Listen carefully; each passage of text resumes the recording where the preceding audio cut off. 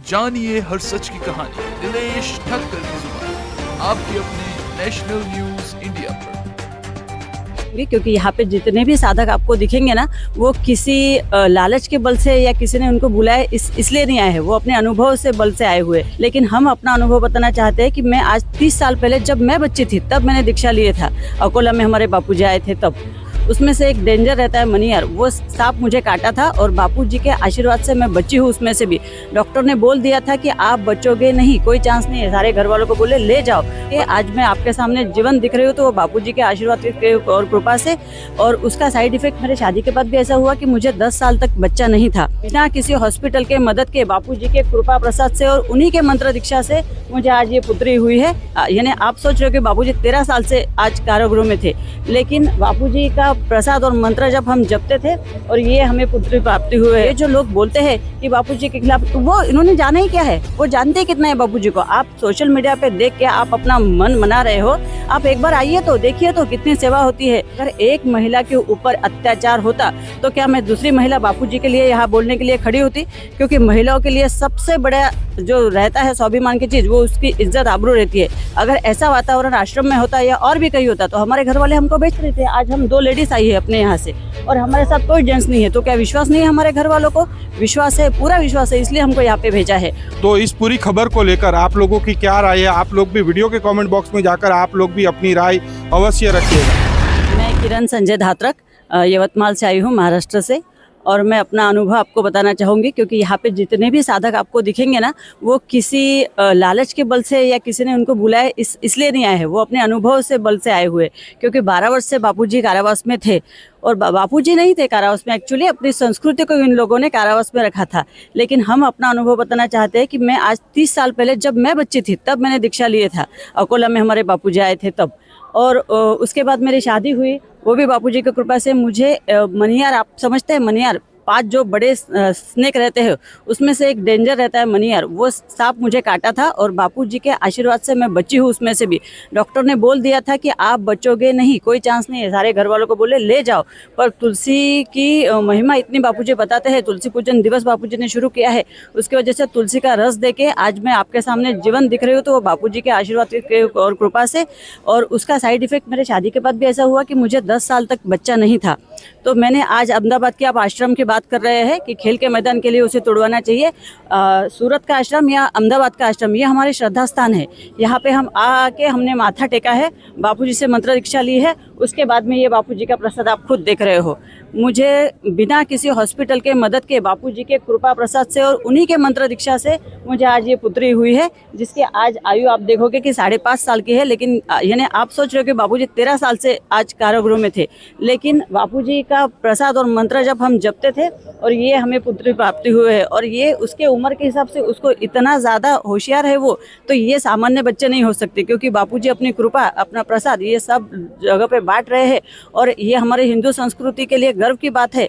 लेकिन धर्मांतरण के विरोध में जो बापूजी ने धर्मांतरित, छोटे छोटे गांव थे जो धर्मांतरित हो रहे थे, गरीब बस्तियां थी जो धर्मांतरित हो रही थी। अब तक हमको ऐसा लगता था कि भाई जिनको खाने को नहीं है, जिनको दवाई नहीं है, उनको आप भ्रमित करके उनको आप धर्मांतरित करो। लेकिन अब ये धर्मांतरित वाले लोग इतने, जब से बापूजी जेल में गए, इतने उनकी धाड़स बढ़ गया है कि अभी हम यवतमाल के एकदम पॉश सोसाइटी में रहते हैं, जहाँ पे कि ऐसे कुछ होना नहीं चाहिए, ऐसे हमें लगता है। लेकिन इस दिवाली में, अभी भी मेरे आंख पे देखो कांटे आ रहे हैं, इस दिवाली में हमारे घर तक वो धर्मांतर का पहुंच गया है कि दिवाली के दिन हमारे यहाँ पे 2 लेडीज आती है, बोलती है आप यीशु क्रिस्त को मानिए, आप धर्मांतरित कीजिए, आपका ऐसा होगा वैसा होगा, हम आपको ऐसा करेंगे। तो उनकी ये हिम्मत क्यों बढ़ी है?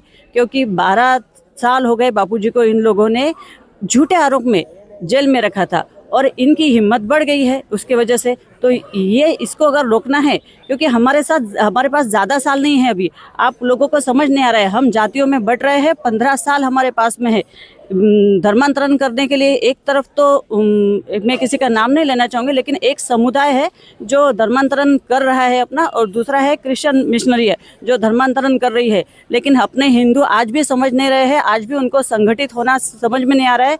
जब तक बापूजी बाहर थे, बापूजी ने इसको पुरजोर विरोध किया और जो भूले भटके थे उन्हें अपने घर वापसी करवाई। तो इसी का जो है दुरुपयोग हुआ है और इसी के कारण उनका दोष और कोई नहीं है। क्योंकि मैं आज महिला हूँ, अगर एक महिला के ऊपर अत्याचार होता तो क्या मैं दूसरी महिला बापूजी के लिए यहाँ बोलने के लिए खड़ी होती? क्योंकि महिलाओं के लिए सबसे बड़ा जो रहता है स्वाभिमान की चीज़, वो उसकी इज्जत आबरू रहती है।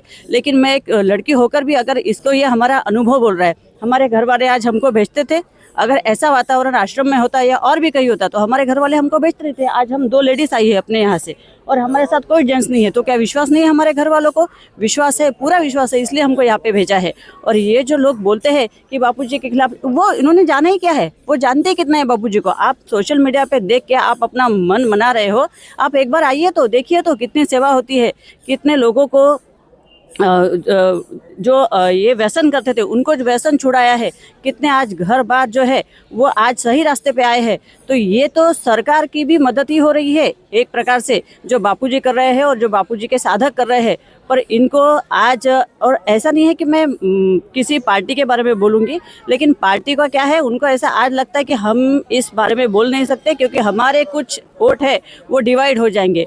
पर वो बात नहीं है। आपको अगर भारत के संस्कृति को बचाना है, और आज देख रहे हो आप विदेशों में हर जगह लड़ाई हो रही है, लेकिन भारत में सुख शांति है, तो ये यश काहे का है? बापूजी एकांत में भी बैठे हैं, लेकिन बापूजी वही काम कर रहे हैं जो उनको करना चाहिए था।